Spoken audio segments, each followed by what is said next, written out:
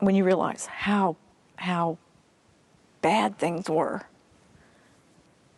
never being able to walk is, that's pretty huge. Someone telling me that I can't makes me can.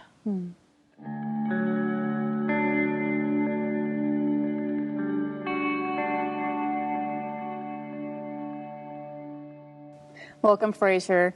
We're so excited to bring you another Servant Spotlight. We love doing these as a way to bring to you people who work here, people who volunteer here, people you may see around the church when you're here on Sundays or throughout the week.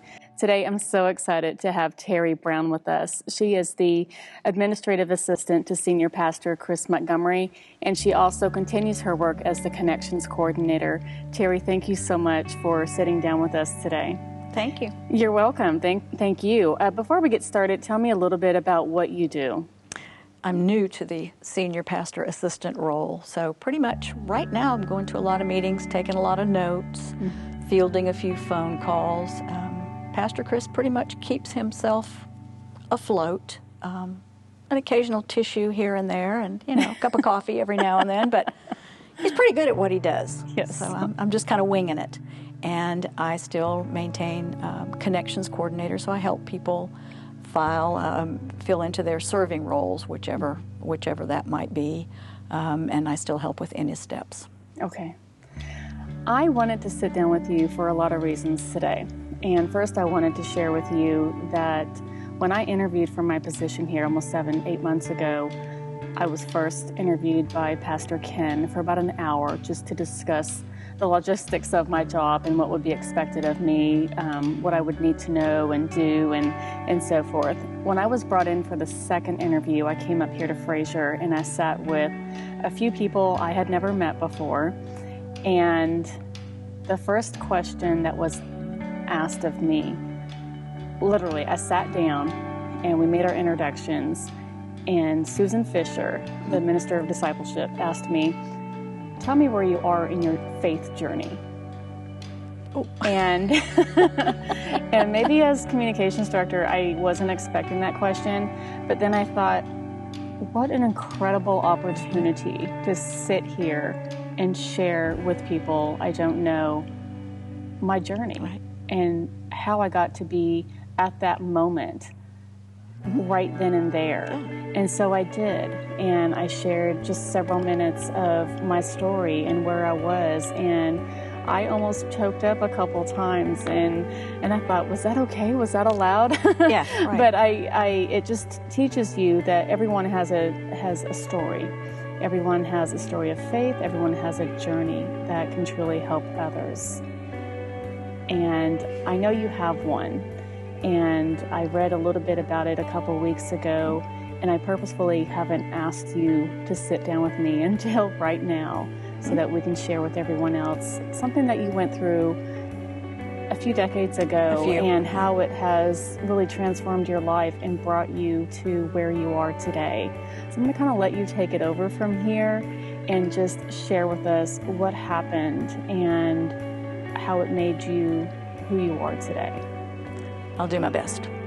Early August of 1976, it's been 45 years since it happened, which is why I posted what I did on social media. It was an anniversary. It was, 45 years is a long time. Mm-hmm. I'm a military brat. My father was in the Air Force. We traveled all over the U.S., all over Europe. The best part of that was we got to spend over 9 years in Fort Walton Beach, Florida. Mm-hmm. Unheard of when you're in the military. You, as a military person, right, know that. Normally 3 years or so. Mm-hmm. Anyway, 9 years, and so I got to graduate from high school there. My last, I think it was 2 months before I was supposed to graduate, my dad got orders for Montgomery, Alabama. Please, I'd lived on the beach for 9 years. So it didn't go over well. I had already made plans to stay in Fort Walton and had a job. Things were just going to go great. That's how it was going to be. If my parents had moved to Montgomery, I have a younger brother who's 9 years younger than I am. If they had moved, that meant I wouldn't see them and I wouldn't see him. And we were very, very close. So I said, I'll suck it up. I'll go with you guys. But I'm going to spend my last summer here in Fort Walton, spending it with friends, having a good time. So I did. They moved here to Montgomery, and I stayed with my friends, and we had the best summer ever.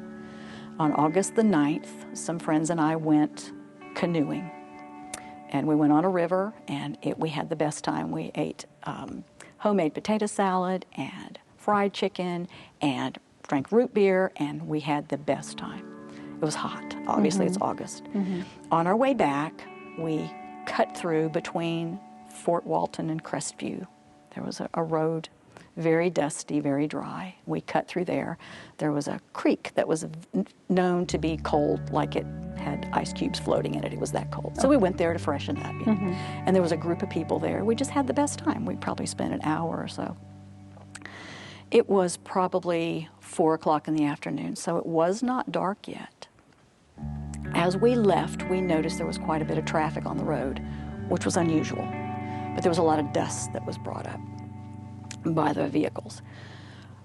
We were not going very fast, probably 30, 35 miles an hour, and out of the dust came a car. We tried to swerve.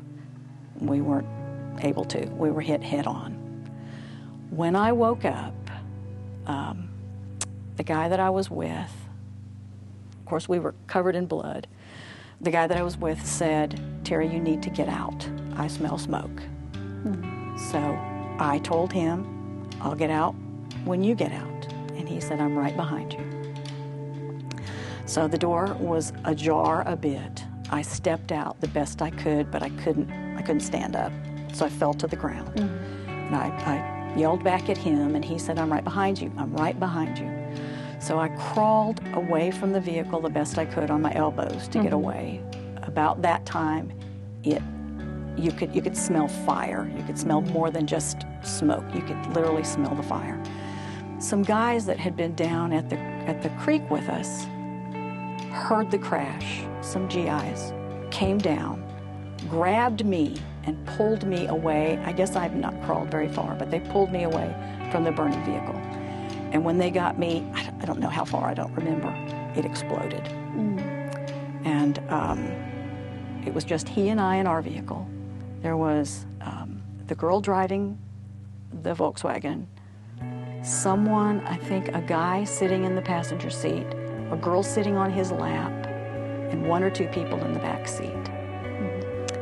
The guy I was with passed away. The driver of the Volkswagen passed away. The girl in the front seat, sitting on the guy's lap, passed away. The girl in the back seat passed away. The guy that was sitting in the passenger seat sustained head injuries so severe that he did not remember any part of it. So I first went to one hospital, the closest one, to be triaged. I had multiple injuries, covered in blood, almost lost an eye, had a cut from here all the way up past my eye, all the way. You can't tell because my wrinkles cover it now.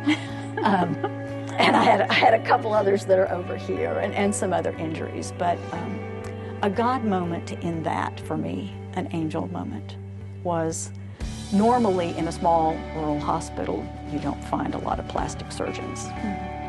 The doctor that happened to be in the emergency room's best friend was a plastic surgeon.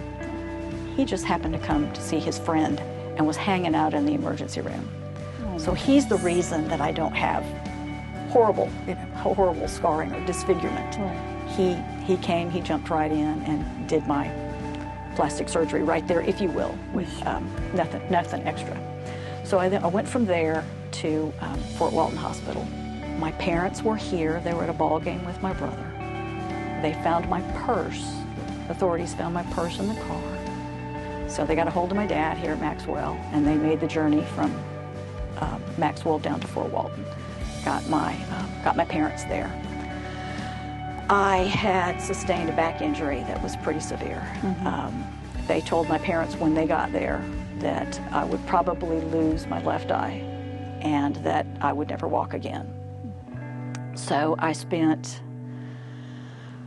3.5, almost 4 weeks in Fort Walton Hospital. I was sent home with a back brace. And at that point, they had said I would never walk again. Well, don't tell me I can't do something, because I do. So I was already walking by that point. Got to my parents' house in Montgomery, and I stayed there another 3 weeks, and the air conditioning went out. Another God thing. Air conditioning went out of the house. So my dad called around, and it was going to be forever before it would be fixed. So he called the hospital and said, this is what's happened to my daughter. She really doesn't need to be where there's no air conditioning. Let's go ahead. If you will, can you just admit her? Sure, no problem. So they admitted me. Doctor evaluated me. He said, your back is unstable. You do not need to be walking. So, again, another God moment. So 2 days later, I was put on an Aerovac, which is a flying ambulance, basically. And they took me to Wilford Hall in San Antonio, Texas, where the Shah of Iran was at one point. That's my claim to fame. Anyway, and I spent almost 3 months there, up in the ladies' ward where they took care of scoliosis patients and other back injuries. I was in a body cast from here to here. From here to here. I spent 4 months in a body cast, in addition to the months that I was in the hospital. This was after I was after I was paroled, after I got out of the hospital. There are so many people along the way. There are so many good things and bad things that happened. I met a man, we married, and went through a very bad divorce after 25 years. Then I met my current husband here at Fraser. We've been married almost 20 years. I got a new family, and now.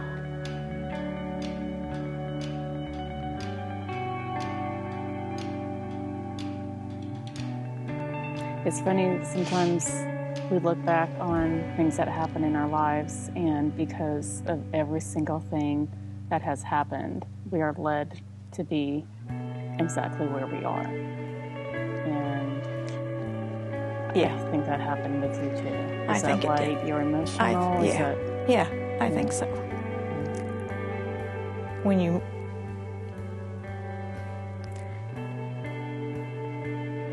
realize how blessed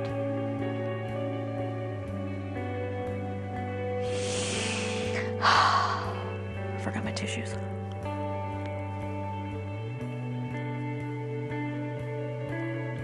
Luckily, you can cut all this out.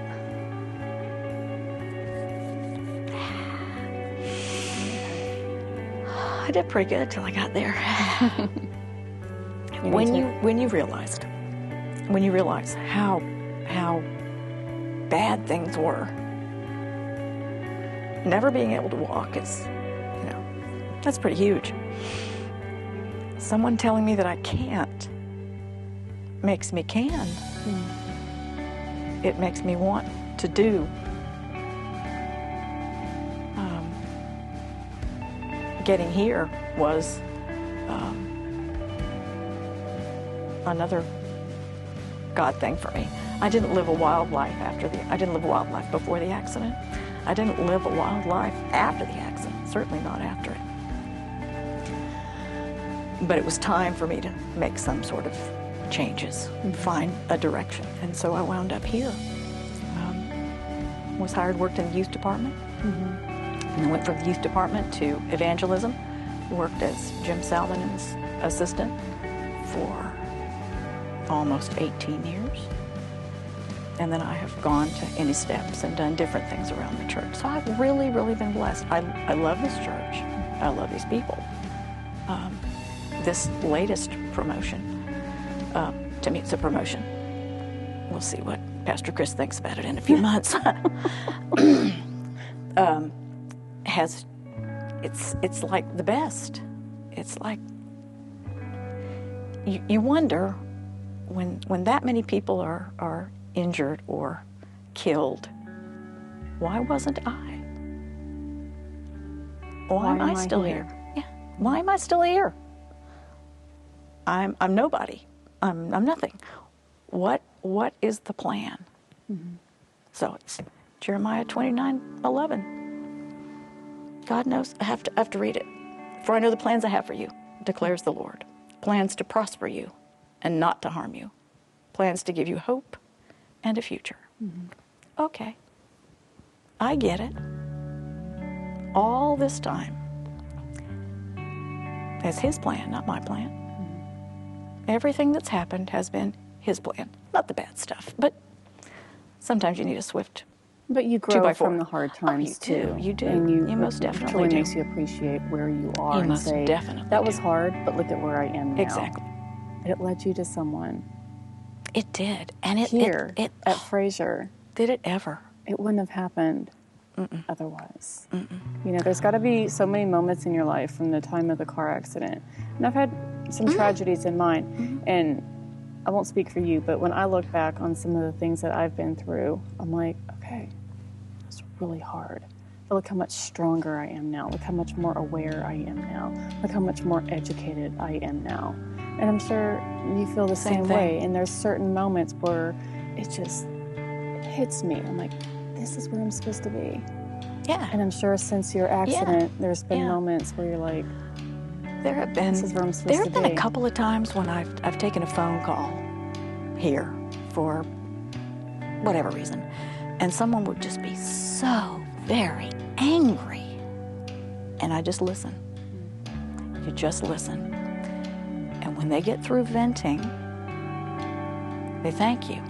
All they needed was somebody to hear them out. That's it. That's another thing I enjoy so much.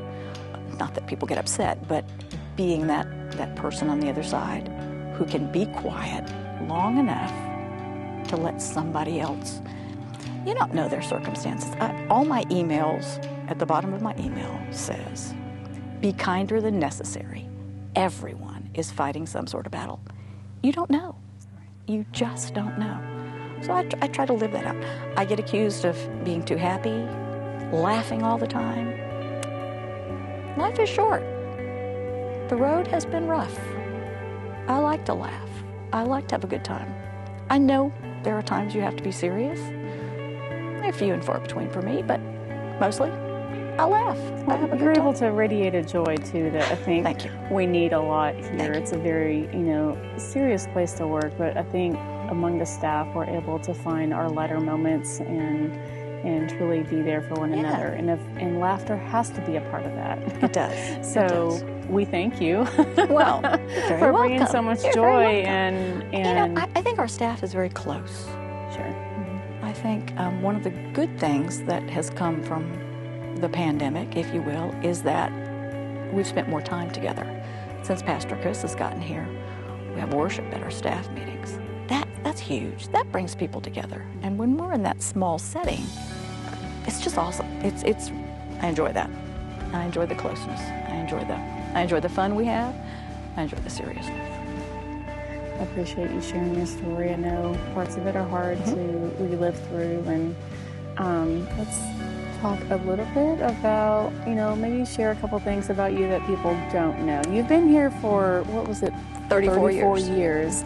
So a lot of people might think, I know Teri. I know everything there is. I know her from way back. What don't they know? What are a couple things that people might not They know don't know about that I you? love to dig in the dirt. Okay. I love plants. I like nothing better than, I can just sit in the grass and put my hands in the dirt and be just fine. I am a Chihuahua lover. I have 2 Chihuahuas. My husband and I don't have children. We don't have like 2-legged children. Our children are 4-legged and hairy and messy. I have an extended family. I have my husband's mother, who is, when we married, I got another mom. And I got 2 sisters and a niece and a nephew. Those are my passions. Those are the things I love the most. We go out to dinner once a month for someone's birthday. Good. Family. Family's awesome. Oh, and one more thing. Laundry. I love to do laundry. I love the smell of fresh laundry.